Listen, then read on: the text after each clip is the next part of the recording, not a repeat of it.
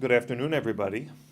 Welcome. My name is Richard Snyder. I'm a professor of political science here at Brown University, where I also served 6 years as the director of the Center for Latin American and Caribbean Studies until recently. I'm currently on sabbatical, which is sometimes known as a working vacation.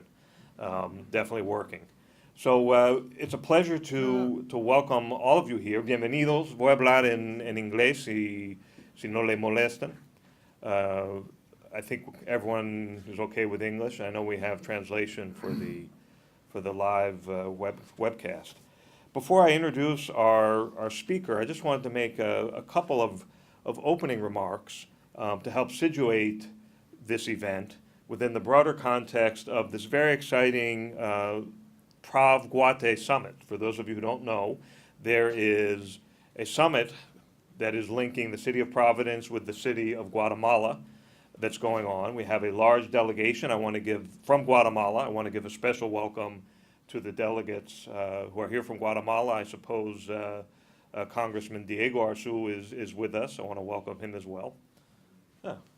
Welcome back.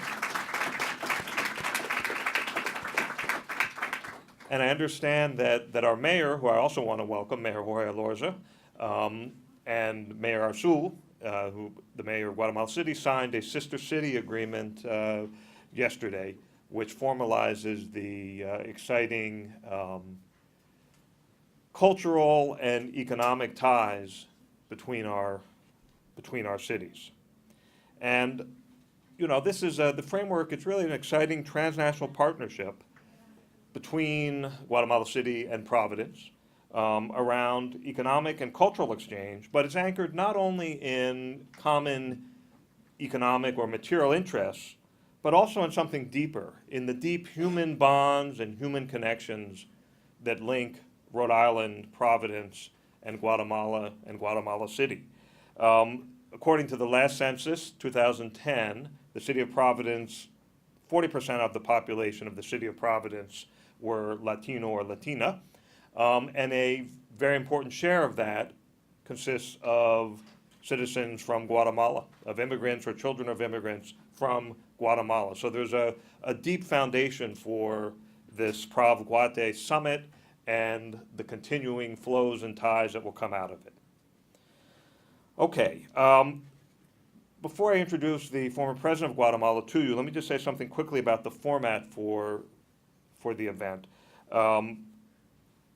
The former president is going to speak, and then after that, we'll have comments from my colleague Stephen Kinzer, who will be the discussant. He's an expert on Latin America, U.S. foreign policy in the region, and also Guatemala, and he'll speak for 5 minutes or so, and then I will open it up for question and answer, and we can go until 1:30. I should also note that President Arzú joins a rather distinguished set of former sitting and former heads of state from Latin America who have visited us here at Brown University and the Watson Institute recently, in some cases with extended visits. And let me just name some of them for you. The former president of Brazil, Fernando Henrique Cardoso, former president of Chile, and perhaps once again future president of Chile, Ricardo Lagos, who's running again for the presidency. Cesar Gaviria, and also Juan Manuel Santos of Colombia, Ernesto Zedillo and Felipe Calderón of Mexico, Evo Morales of Bolivia, and former President Leonel Fernandez of the Dominican Republic. They've all been here at Brown. Most of them have spoken at this very podium on several occasions, in fact. So it's great to have you join this distinguished set. And like these other leaders, Álvaro Arzú has had a distinguished career of public service. He was elected mayor of Guatemala City first in 1982, but he was prevented from taking office because of a military coup d'etat that same year. He was elected a second time as mayor of Guatemala City in 1986 and was able to take office and serve his mandate. He then served as Minister of Foreign Affairs for Guatemala in 1991 before becoming elected as the 32nd president of Guatemala in 1996, serving a 4-year term. The most important accomplishment of his presidency and the topic of his talk today was the achievement of an enduring peace agreement with the guerrilla group, the Unión Revolucionaria Nacional Guatemalteca, or the URNG, the URNG, or the Guatemalan National Revolutionary Unity in English. And this peace agreement ended Guatemala's 36-year-long civil war. For those who don't know, this was a war that, the numbers killed during this war, the estimates ranged anywhere from a low of 140,000 to 200,000. And it took an especially heavy toll on the country's rural and indigenous population. Soon after he took office as president at the beginning of 1996, Arzú took a daring and secret trip to Mexico, where he had an unprecedented meeting with representatives of the URNG, the Revolutionary Guerrilla Organization. And this secret meeting gave an important and vital push to the peace negotiations. The peace agreement that was signed by Arzú's government at the end of 1996, 20 years ago, included plans to demobilize the guerrillas, to reintegrate them back into Guatemalan society, to reduce the size of the armed forces, and to create a civilian force to take over police duties. After serving as president, he was elected mayor of Guatemala City again in 2003, re-elected in 2007, and re-elected once again, most recently, for a third consecutive term in 2011. So with that, please join me in welcoming to the podium to Brown University, President Álvaro Arzú. Welcome.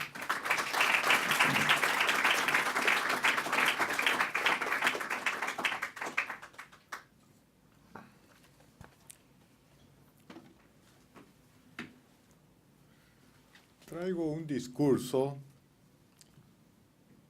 muy complicado y no creo que deba poner a prueba la paciencia de ustedes, queridas amigas y amigos, porque a pesar de que estoy muy nervioso, muy tenso, quiero contarles I want to tell you que that a mí me han invitado I have been a hablar de la invited to paz speak about peace en dos universidades, at 2 universities, Austin, Texas, in Austin, Texas, Brown. and Brown.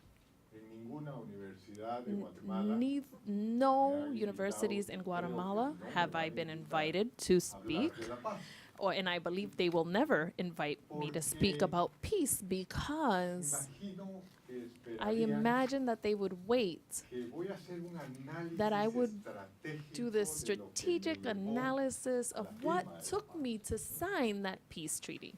Y sería mentira. And that would be a lie.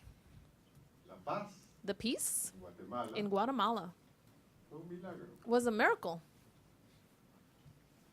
Para el que no cree en milagros, For those that no tiene. don't believe in miracles, Y yo soy you have la one última right there. And tableta I'm de the la last Biblia tablet en el mérito de esa paz. in the merit of that peace. Y entonces me imagino que como So I eso would lo saben en imagine las that since they universidades de know that in Guatemala, no universities in Guatemala, they don't invite me. porque Because effectively, mucha gente many trabajó, people worked for peace in Guatemala. mucha gente se involucró, Many people were mucha involved. gente sufrió, Many people suffered. mucha gente murió. Many people died.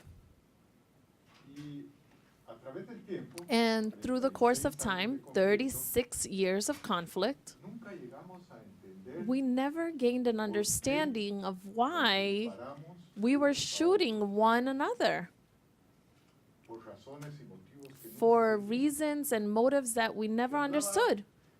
De un conflicto We spoke about este-oeste conflicts entre potencias. east and west between populations, but the people in Guatemala didn't even know where the east or the west was.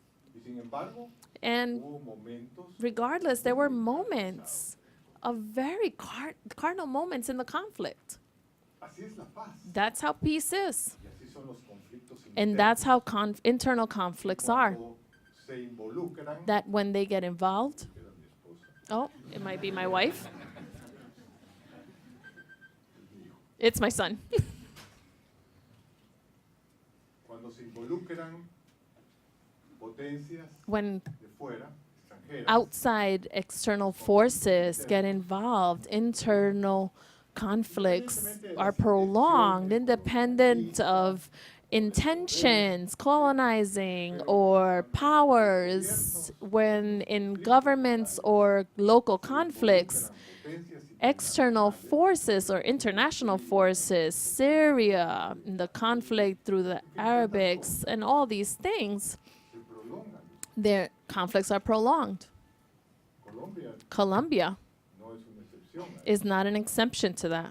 Entonces, And so, en Guatemala también in se Guatemala, it was prolonged as well, prolongó, a tal grado to such degree that there was a time when the 6 años antes en Berlín, the wall came down in Berlin 6 years before. It wasn't interesting.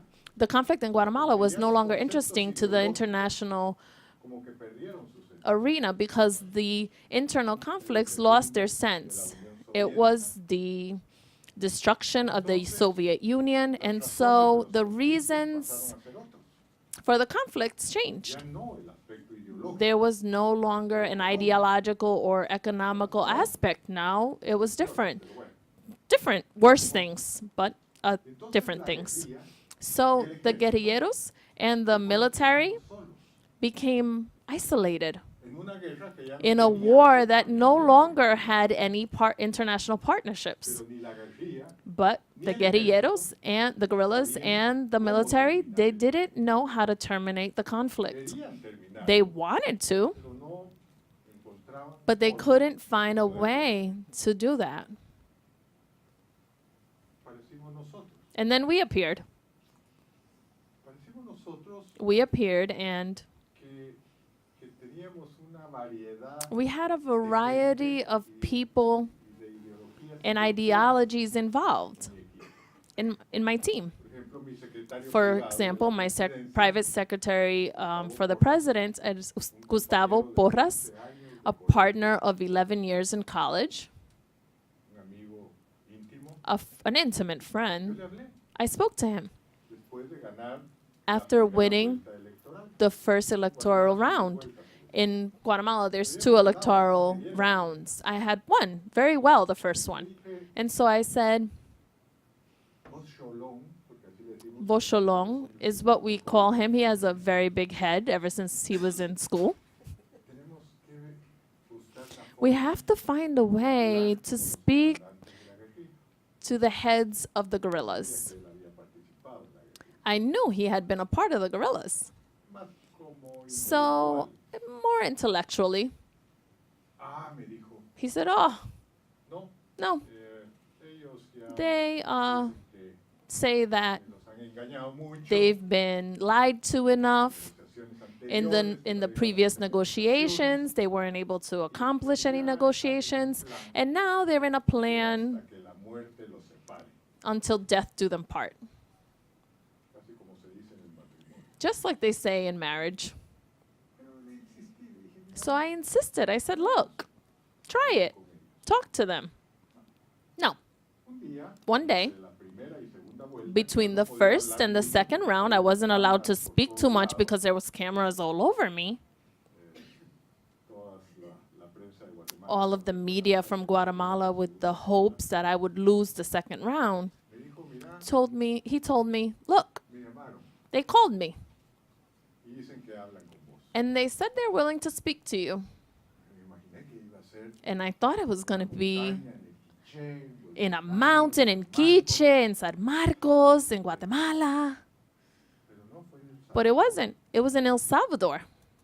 El Salvador, y como no In El podíamos Salvador, salir we por couldn't la puerta, really go out porque estaban like cámaras atrás, through the front door, because of through the airport, because of all the media looking for who had won the electoral rounds. We went out through a farm, arrived in a farm in El Salvador, which is a neighbor's éramos 4, country. We went in a wagon. It was 4 of us. There was no windows. And we arrived to a house. I don't even know where that was. In the community of San Gigilio. ahí estaban los 4 comandantes And the 4 commanders, I didn't know them. They were there. y nosotros íbamos 4. And there was 4 of us. El único que iba armado The only one that was armed was me. Nos sentamos We sat down y hablamos durante 7 horas and we y spoke media, for 7.5 hours. con un calor tremendo, no había With some extreme heat, there was no air conditioning. Después de las 7 horas And y after the media, 7.5 hours, el comandante the commander, general commander of Ramírez, comandante, of them, Ricardo Ramirez, the commander-in-chief, ¿puedo hablar con usted? asked me, "Can I speak to you in the next room?" Sí.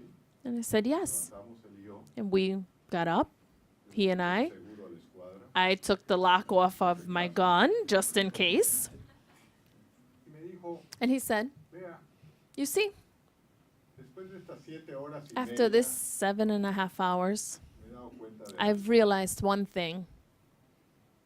si usted y yo nos hubiéramos If you and encontrado I en had Guatemala, met in Guatemala, probablemente nos hubiéramos we probably would have ido a tiros. shot each other. Pero después de estas 7 horas But after y these media, 7.5 hours of speaking, yo me he dado cuenta I've de que realized es más that it is une that we have more in common. There's more that unites us than what separates us. Así es que voy a firmar la paz. So I am willing to sign the peace treaty with you. And he gave me his hand. Ahí se firmó la paz. That's when peace was rendered. Ahí se firmó. And it was Todo signed. esto And in regards to this, para decirles a ustedes lo importante to say to que you, es un the most conflicto armado important interno, in a armed conflict, the relationship, the personal relationship, I wouldn't say intimate because I didn't know him and he didn't know me, a través de una but plática through de the 7 horas conversation, the 7.5 hour conversation where only he and I spoke, no one else spoke, una relación there was a humana. relationship, a human relationship, a friendship. A través de ese momento, Through that moment, after mi hermano, he stretches his hand, él me cumplió he todo, agreed to yo everything. le cumplí todo. And I agreed to everything. No hubo un muerto más. There were no more deaths Causas ideológicas. because of the ideological conflicts of the armed conflict of 36 years through an extended hand. Hubo causales, There were causes, hubo altibajos there was durante ese some año, arises y during that time, but that's how it happened. puedo venir a decirles I can que come fue tell producto you de that it una was the product of this strategic that we planned. It wasn't. It wasn't. It was a miracle. And that's how it was. Entonces, So, lo interesante the most es que se ha interesting escrito thing mucho, is that we've written a se ha lot. hablado mucho. We've spoken a lot. Yo voy invitado también ahora I've been invited a Washington, to Washington, Consejo to de las Américas. the Council of the Americas. I don't know what it is, but that's where I'm going. Hablar de la paz. To talk about peace. No sé si les va a interesar. I don't know if they're going to be interested in my points or if they want a whole speech that's more sophisticated to talk about what happens in Guatemala after the peace treaty. Because many people have spoken about the conflict, the armed conflict, and many statistics have come forth to wondering if the peace has worked or hasn't worked in Guatemala. President Olive, which is was actually against the peace and against my friend Santos, said that the peace in Guatemala was a bad peace. Yo conozco malas guerras, I know bad wars, mala paz. but I don't know bad peace. No fue perfecto, It wasn't perfect. fue perfecto. It wasn't perfect. Sí, pero es que sigue habiendo Yes, violencia but en even Guatemala, there was pero still eso violence in Guatemala. But it was a different type of violence. It was no longer ideological. It wasn't the cause of the conflict for 36 years. It just wasn't that anymore.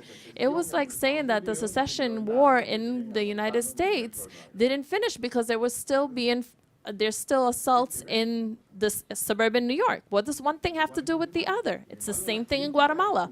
But the critics are pointing at the very essence. Colombia, And in Colombia, amablemente me invitaron hace unos días. where I was just invited a couple of days ago, Sinceramente, we thought sincerely that with President Santos, iban a apoyar. everyone was going to support the peace. Y yo, sorpresa. And it was a surprise.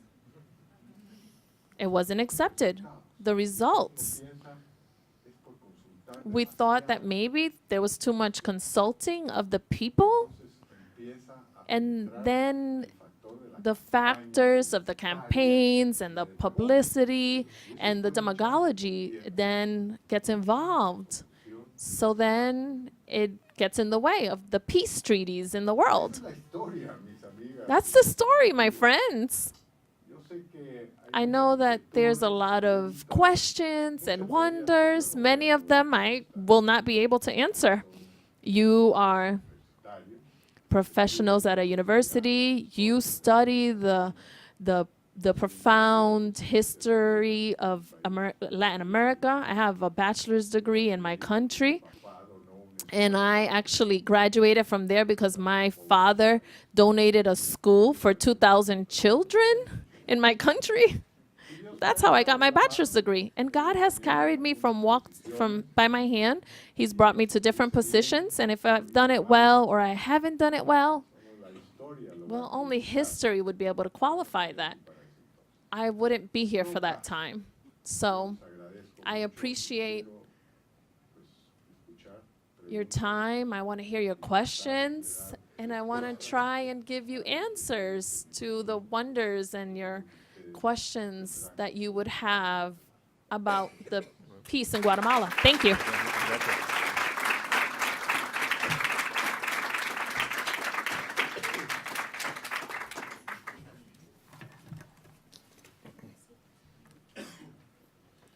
Muy bien. Muchas gracias. Thank you very much. And now we're going to do a brief presentation by my colleague Stephen Kinzer, who is going to.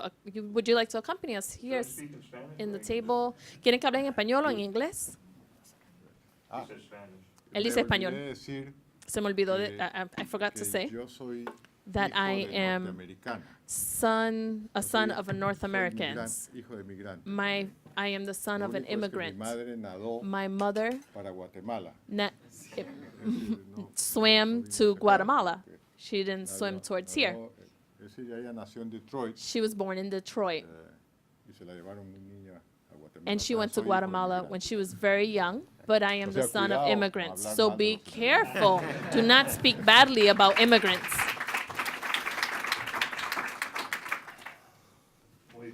Very well. Okay. So Stephen Kinzer is going to be. It's going to be difficult to do it in Spanish because I have it here in English. If Stephen insists that I do it in Spanish, I will. But I know several things about you. Él es un señor investigador aquí en el Instituto de Watson. Él es también el autor de 8 libros sobre el papel de los Estados Unidos en el mundo, como también ganó premios porque ha cubierto. Steve Kinzer has a very long background of work on Latin America. During the 1970s, he covered the region as a freelance writer for magazines. In the 1980s, he was a Latin America correspondent for the Boston Globe and also for the New York Times, and covered the wars and upheavals in Nicaragua, in El Salvador, and Guatemala. He's also written 2 books about Latin America, including the co-authored book, Bitter Fruit, The Untold Story of the American Coup in Guatemala. And that book tells the story of the American-sponsored coup against President Jacobo Arbenz in Guatemala in 1954. Entonces, el colega Stephen Kinzer va a dar 5 minutos de comentarios y quizá tiene alguna pregunta para el expresidente y luego vamos a abrirlo a preguntas de ustedes. ¿Ok? Gracias. Primero, tengo que repetir que es un gran honor para nosotros tenerle a usted aquí. El Watson Institute tiene interés en profundizar conocimiento del mundo, no solamente aquí en Brown y en Providence, sino en todo nuestro país. Y la oportunidad de tener a alguien de su estatura aquí es algo profundamente importante para nosotros. Es un día especial para nosotros. It is a special day for us. Su cuenta sobre la mala paz en What you Guatemala say me about hace the pensar bad peace in un Guatemala, uno de nuestros fundadores, Benjamin Franklin, and one of our founders, Benjamin "There Franklin, never was a good said, war nunca hubo una buena guerra ni una mala paz. Y por eso, and for that, I appreciate it. If you would have told me, I would have gone and said that in Colombia. No, todavía hay tiempo. There's still time. There's still time. Su trabajo en llevar Your work in bringing about this peace treaty in Guatemala is something historical. que conocíamos We who know the profound violence and terror in Guatemala during that entire terrible time, we are profoundly appreciative of what you did.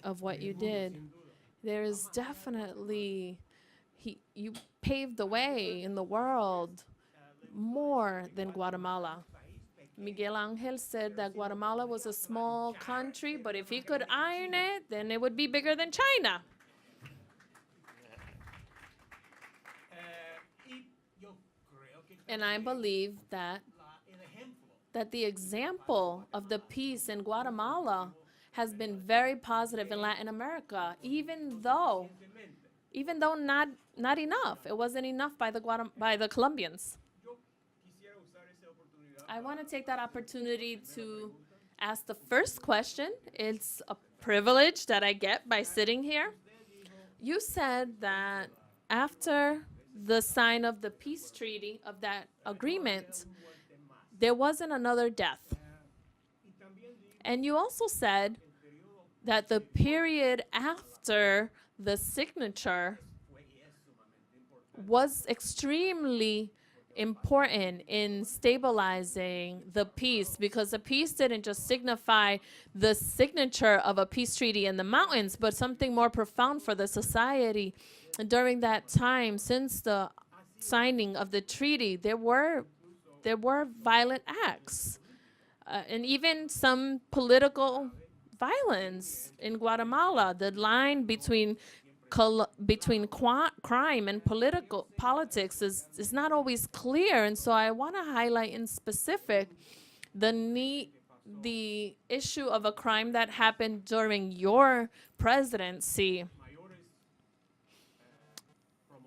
The major promoters of human rights in Guatemala joined with the church to create and inform in 1998, even stating that the army of Guatemala was responsible for many of the deaths that happened since the war started. And 2 days after that issue came about, Elarzo was killed.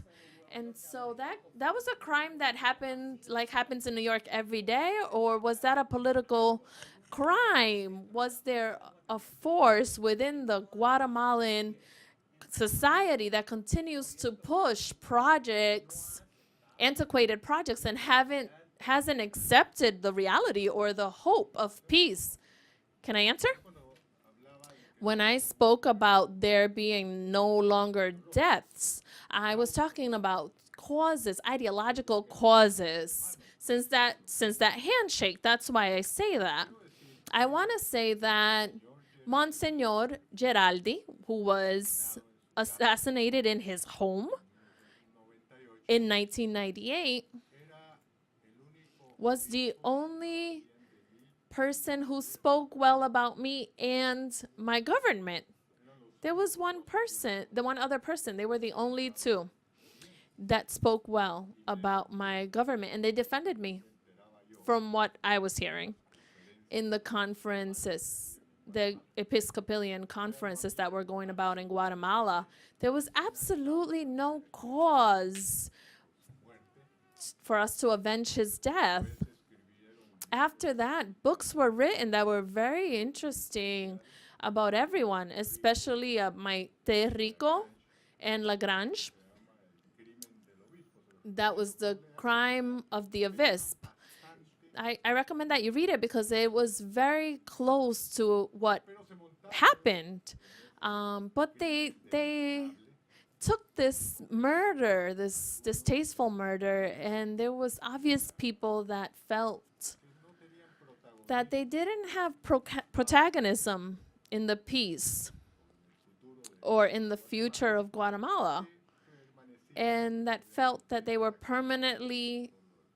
should continue permanently attacking the peace treaty, but also the development, the very minimal development of Guatemala. Now, what were the causes of the crimes that happened in Guatemala? Just like in every other country in Latin America, those are just different. There are others. Like for us, in our essence, there's narco trafficking, drug trafficking. We have borders with a lot of trafficking of drugs that comes in through South America and eventually comes here to the United States. So mafias from drug traffickers have gone creating gangs and groups and that has created the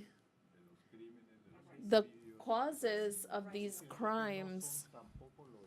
They're not also scandalous like the media in Guatemala has presented. And so we do have problems. We've never wanted to hide in Guatemala the fact that we have serious problems around crime. But to answer your question, I am convinced that the Monsejardi's murder, sad murder, he and one more person were the only ones that spoke well about my person and my government, did not have any political causes. With that, then we can open it up. Let's open it to, One more important thing, when I went to the Vatican to return a visit from the Pope John Paul II, after greeting him and doing the exchange of gifts, we went down with the Secretary of State, Monsignor Solango, that at that time was the one that managed the Vatican. And we sat down, and I said, Monsignor, I brought the reports on the investigation of Monsignor Geraldi, and I would like to present them to you. He said, no, I'm not interested in seeing that. Because we immediately, after that act, went and investigated the causes of his death, and were clear that that had nothing to do with the government or the military in Guatemala. I don't know if Mr. Monsignor is still alive now. We would have to find out, but those were his words. There was another person present, a cardinal, and 3 or 4 people on our side, and on behalf of the ambassador of the Vatican, Sergio Gupta, of that time. Put it in your book, the next one. So let's open up to your questions.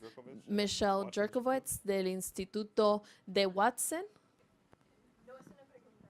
It is not a question about the war. Guatemala, Guatemala? ahora? No? No.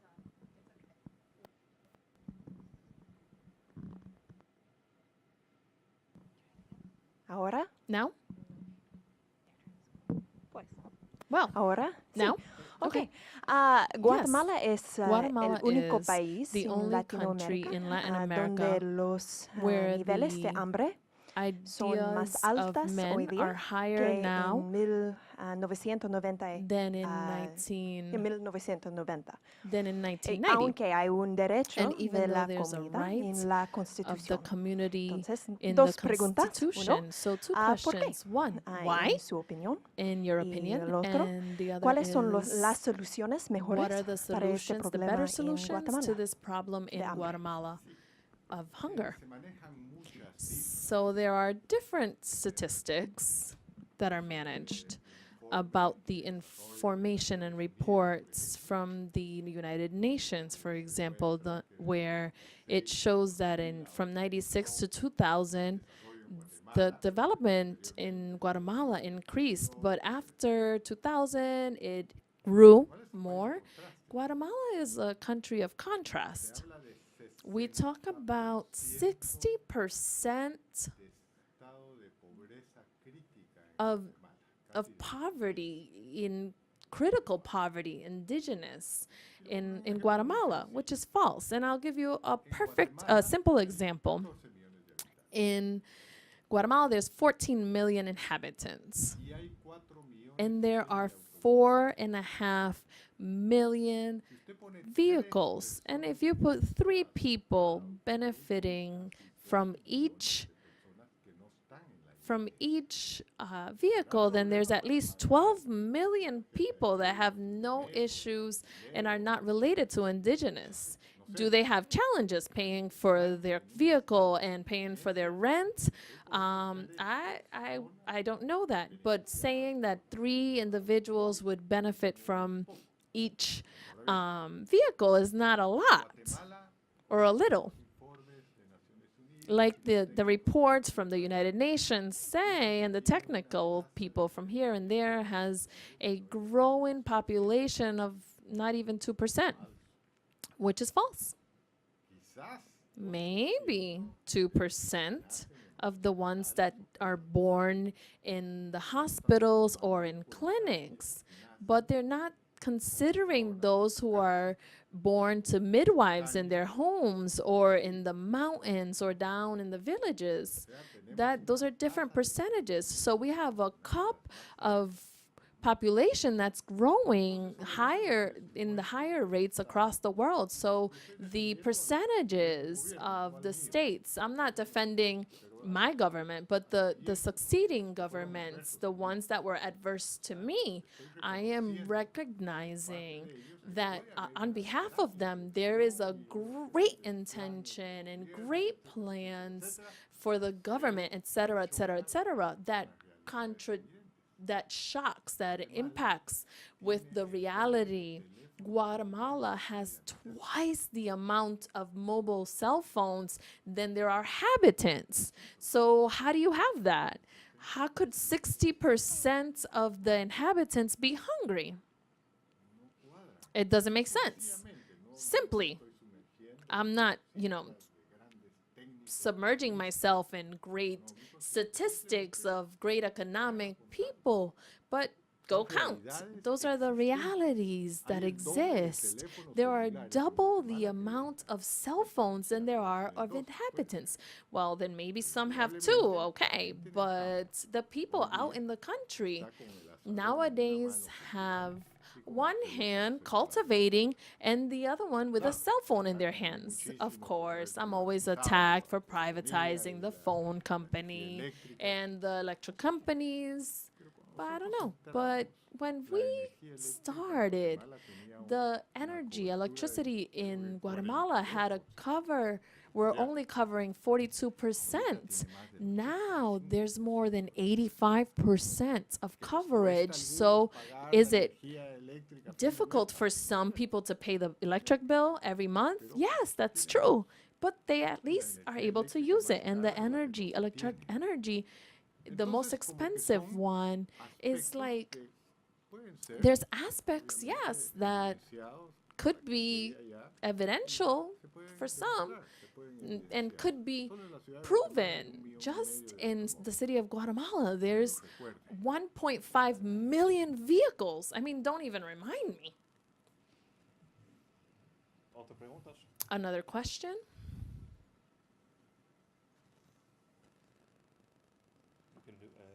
Andrew Schrank. Andrew also, Schrank, también del Instituto de Wanston, profesor de Sociología en Brown.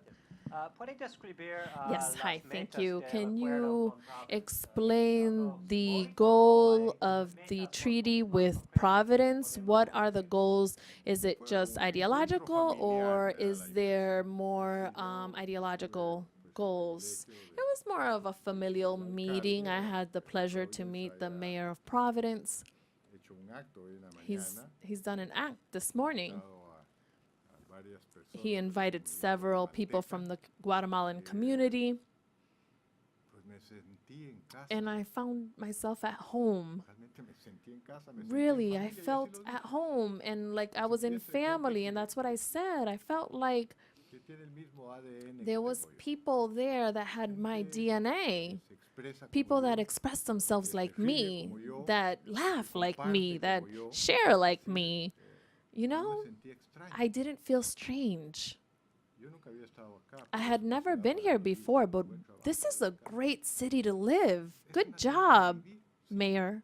Venimos de It's Nueva a York, great ahí nos place to sentimos live. We went to aterrorizados, New York where we y were la gente no se ríe. so scared because people don't Todos van smile en there. suyo. Everyone's focused on what they're doing, angry. Guatemala tenemos In Guatemala, pobreza there's enorme, poverty, great pero poverty, seguimos. but we No laugh. tenemos tiempo para eso. There's time for Entonces, that. el acuerdo, And so the treaty is, le comentaba yo al señor alcalde, I was telling acabo the de firmar, por mayor, ejemplo, hace un año y a medio, year un ago I acuerdo had signed a similar treaty that was con similar to Sochi, this one with Sochi, Rusia.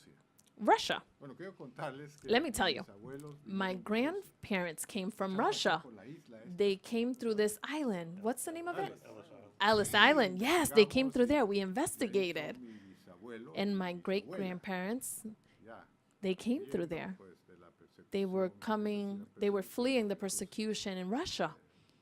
Pero But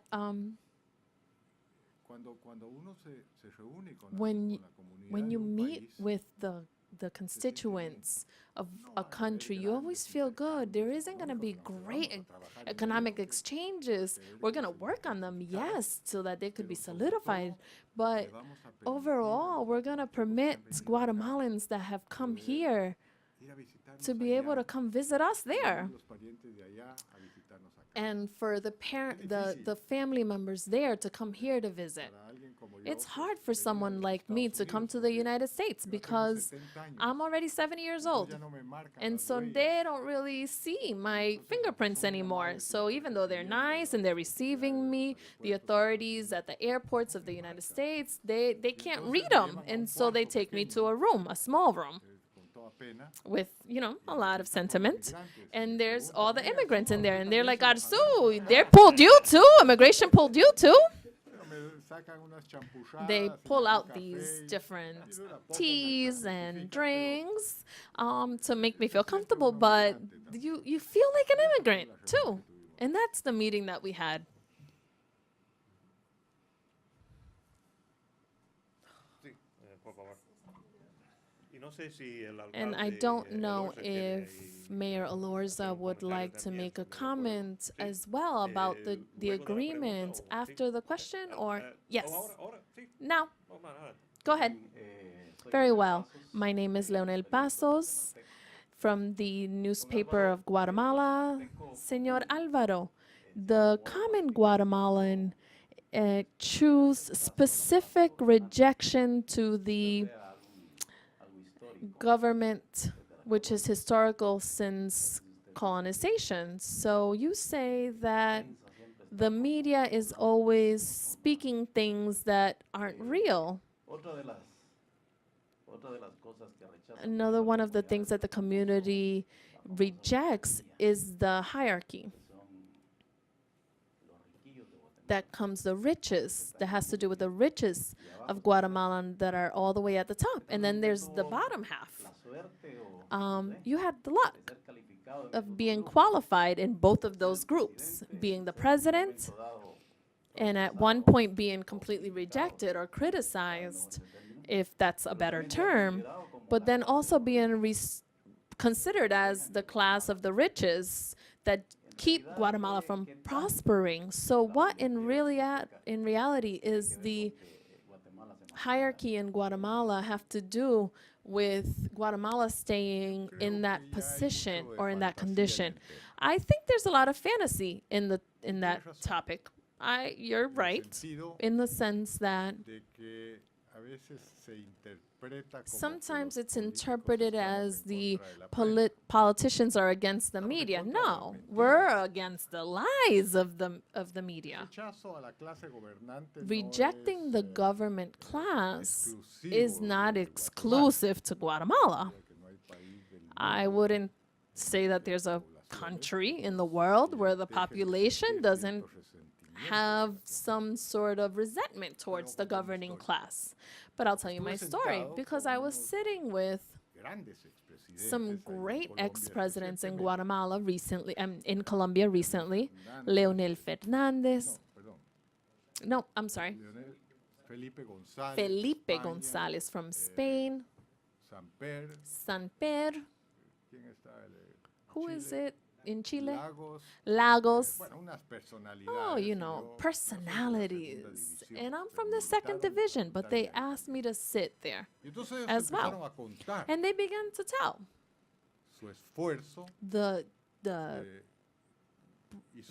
their encouragement and suffering in participating in the politics in their countries. They had been threatened. There had been attempted murders against them.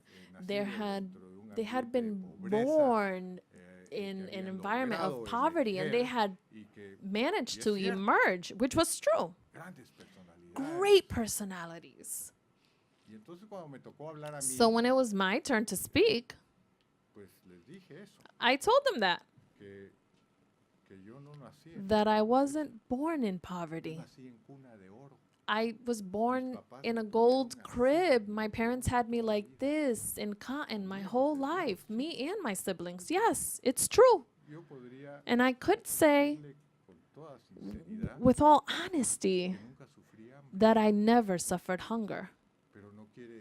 But it doesn't mean that I haven't been worried about those that do suffer from hunger. I've been in politics for 50 years. I even beat Fidel Castro, who's a good friend of mine. Yes.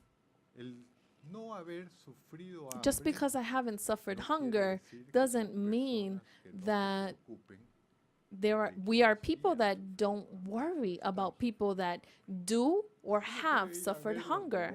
I could go watch my father's businesses, but I liked politics. My mom said, nadie es perfecto. You're a politician. And after that, when I was done, my government as president, I told my wife, that's right here. I said, well, I closed my curriculum. You are now going to be able to have me 24/7 at home. 3 days after, she asked me to go back to politics. And I've been elected 4 times as a mayor. 1 more time. Well, that doesn't matter. So the point is that marking or remarking the distinctions don't always bring home the point. Sometimes it's the very people at the bottom of the structure of the country's economy. And Guatemala isn't an exception to that, and it's anachronical to express that. So now, if we speak about the nobilities of Guatemala, there is a new emerging class of people that are investing in Guatemala. And so one of the objectives of my visit to Washington, to this Council of the Americas, is just to speak about the years after the peace. We've written a lot. We've understood a lot. We've researched a lot. The cause for the armed conflict. No one can lift up a flag of exclusivity, of truth. Not even me. No one. And I saw it very up close. None of us. No way. Even as a politician, I've never been threatened. No one has shot at me. No one has attempted to murder me in 50 years. 50 years of political life in Guatemala, where you would think that I should walk around with a bulletproof vest, but no. Mi carro Mini Cooper. I have a little Mini Cooper that I drive around in by myself. No sé cuántos expresidentes. I don't know how many ex-presidents of Guatemala or in the United States do that, but that's just the way it is. It's different as to what is being transmitted through these main forms of communication. Nowadays, through a button, communication flies through the world. That's the problem or the benefit. There's news that's traveling all through the world that is not adapting to the reality of the country. There's an exaggeration to it because the avenue is really trying to sell their story, and which is logical. And right now, it's not the stronger over the weaker, but it is the quickest over the slowest. That is the communication, the way communication is moving, which is making my country, just like in maybe in other countries in Latin America, where young people are no longer feeling connected to their countries, their cities, or their states, and they're adapting themselves to this type of communication that's come through these forms of medications, of media, so like Google, for example, and then they aspire to achieve it in other countries where it's quicker, stronger, and more productive. That's a quick panoramic picture, not in bad faith. Everything has the highs and the lows and contradictions. That's the way I see it. That's the way I understand it. I do not pretend to have an exclusive truth in these very difficult truths that are to analyze. One of the two stories.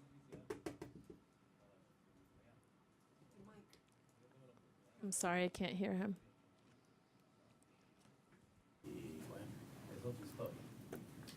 Nosotros también trabajamos con niños. We also work with children. All of those children is a candidate to the crime. I remember when we were trying to resolve the peace. They were saying Guatemala, someone from the United Nations said, Guatemala shouldn't sign this treaty. And I'm not saying I'm for or against, I'm just narrating what happened. And what they were saying, it was that they could not sign for the type of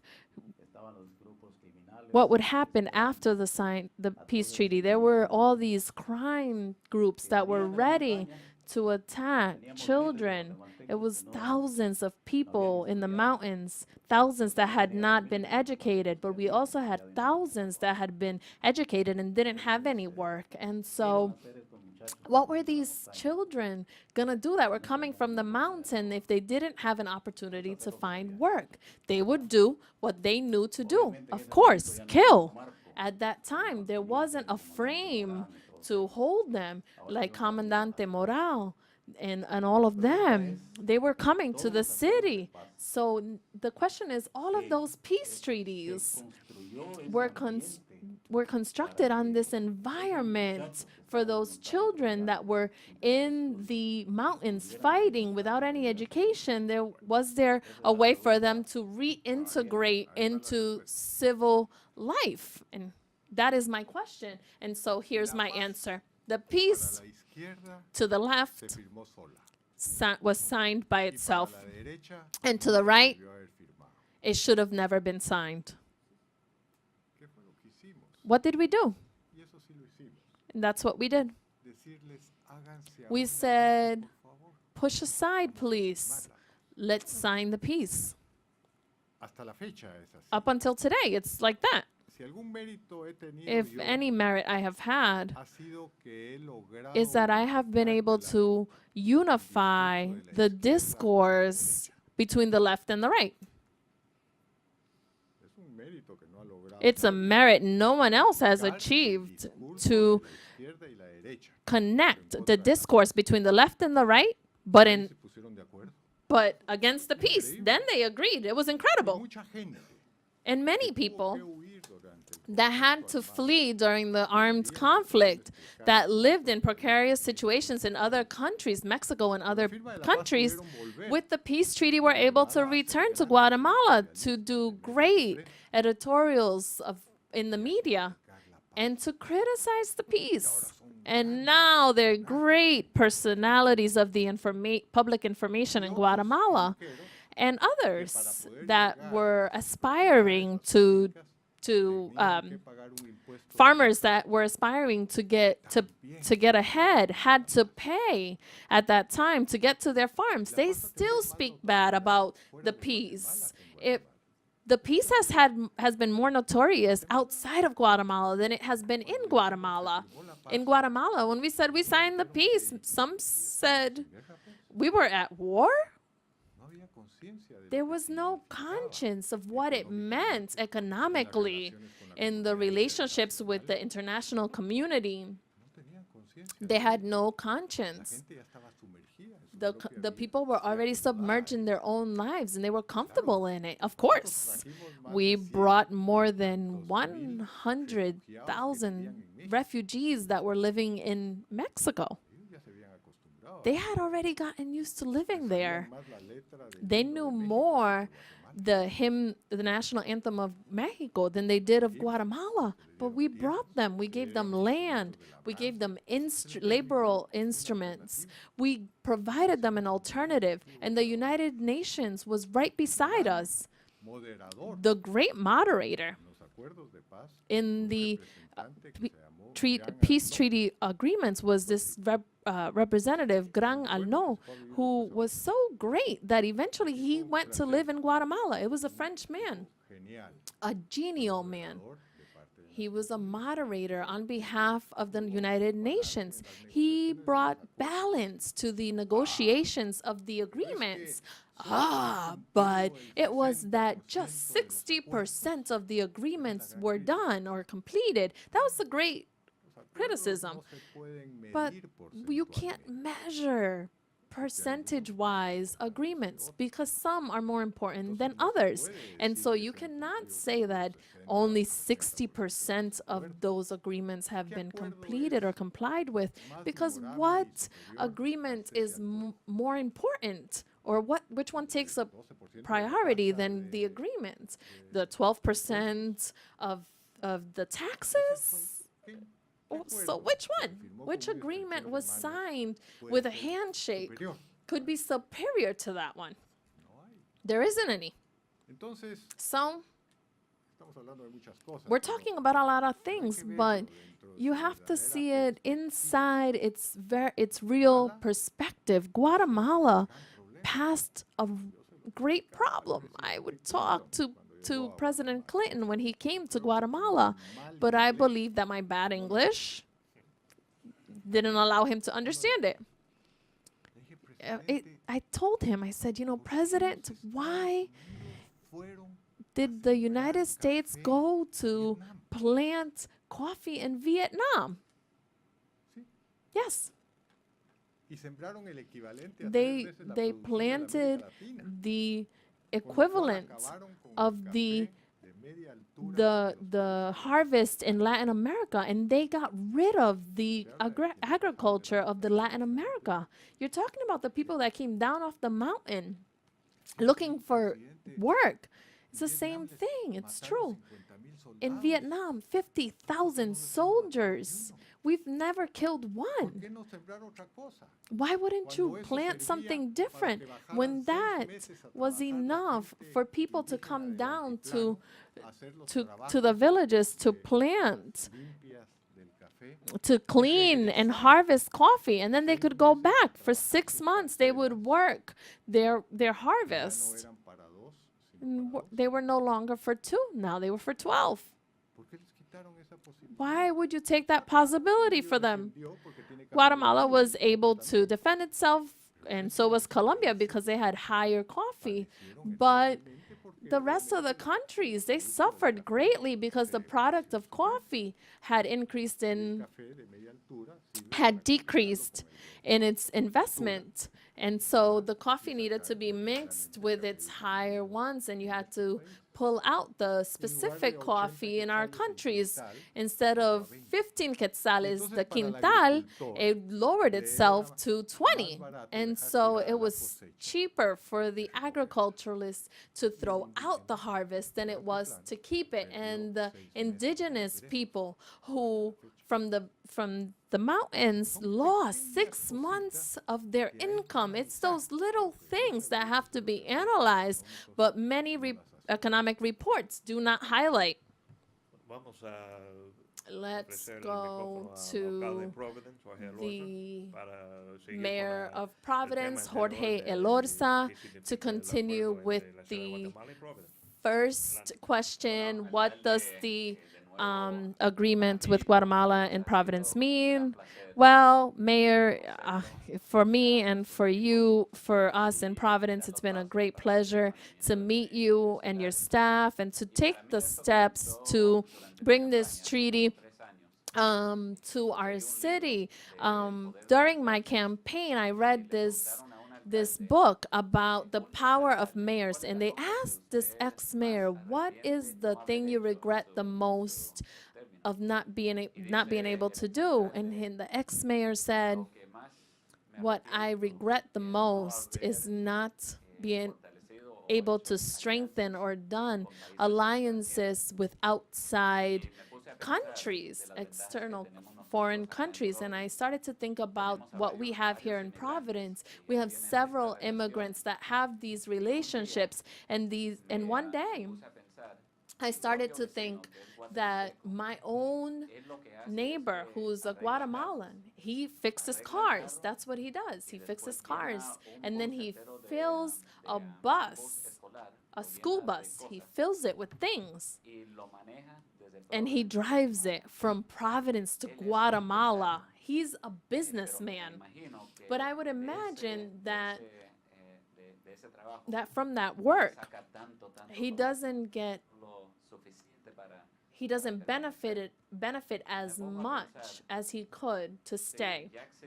So if the relationships already exist, and there are so many immigrants that are businessmen like this one, then there must be a way to do an agreement between countries and cities to help our inhabitants here and to help those in Guatemala. And what we have grown to realize is that we appreciate the priority that you have given to all of the societies, the lower class, the higher class, everyone, just like I have here in Providence. And I want to assure you that the progression of our city is for everyone, all of its residents. And that's where this idea of this exchange came from.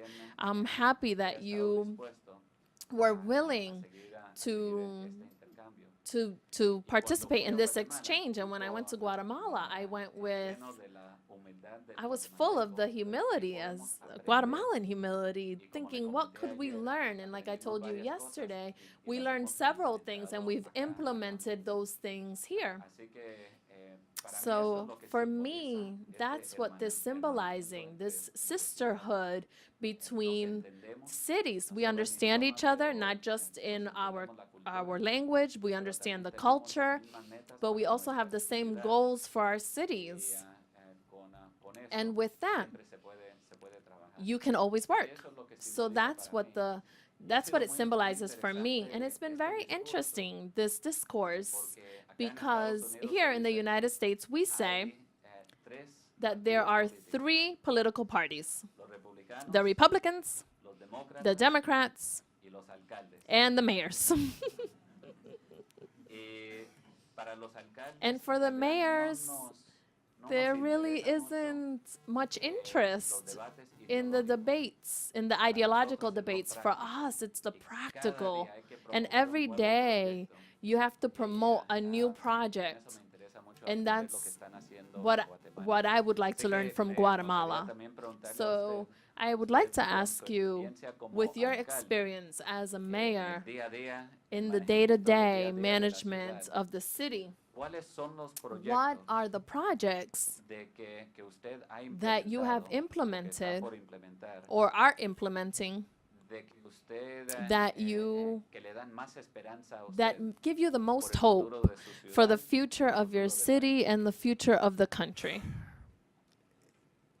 Por eso hay un libro que dice que There's los a alcaldes book that deberían says that manejar el mayors mundo. should manage the world. No sé quién es, pero I don't know who wrote it, but there's a leyendo book. mucho. It's been read a Es que él lot. lo escribió, ¿no? But he wrote it, didn't he? Sí, Yes. es muy demandante. It's very La ciudad de demanding. Guatemala The tiene 1,5 Guatemala millones de City habitantes. is 1.5 Y en million estos inhabitants, momentos, la and ciudad at de this moment, the city of Guatemala, Guatemala, product of the immigration of people from the mountains down to the city, has the country's largest indigenous population. It's not Antigano or Antiguano anymore. No, now Guatemala City has the largest indigenous population in the country. And this obligates us to focus on humanity. Even if it's just, menial, essential, basic needs that we must focus on providing. They're never going to pay a tax in Guatemala, but we must lend them basic services sobrevivir. to be able to survive. Eso That, no lo tiene acá. you don't have that here, the mayor of Providence, but we do have it there. And that is why I ask or wonder, what is the reason for that migration? Many of them are looking to jump over the mural, which is low right now before Trump gets in. But we hope, maybe I shouldn't say that, Pero muchos quieren ir. but many Y people muchos want to jóvenes go. ya vienen acá con Many títulos people want to universitarios. come here to this country with Mire, señor alcalde, degrees from universities. nosotros, Mr. Mayor, we, en primer lugar, quiero in decirle first que place, let me tell you, Providence Providence es is a city to live. es linda esta ciudad. It's a beautiful city. Mi esposa nos- With my wife, we loved it. la buena noticia es que nos The queremos good venir a news vivir is that acá. we would like to come live here, and the bad news is that we come with 14 grandsons and 7 children. Guatemala sí tenemos algo que no tiene ninguna ciudad del mundo. In our city, we have something that no other city has. 3 grados de temperatura 23 todo el año. degrees of temperature throughout the year. 23 grados de 23 degrees del año. all year. Increíble, es una bondad It's que Dios nos ha incredible. dado. That is just a gift from God. Por eso es que mi esposa se That is extraña why porque my siempre quiere wife ver el finds it programa de weird ustedes. for me to watch the Weather Channel in Guatemala. And that's because no one misses it. It's because there's beautiful women that are on there, but they say the same thing. Yesterday we had 23 degrees. Today we had 23 degrees. And tomorrow we will have 23 degrees. You guys, you don't have that. And so we can't share that. We can't share that. But in general, La familiaridad, it is the familiarity lo que nosotros that hemos firmado. we have signed as a covenant of relationship. Con Sochi, With Sochi, gente extraña, a pesar de strange nuestros people, usos y even though I have Russian ancestors, there's that strange. We're estranged.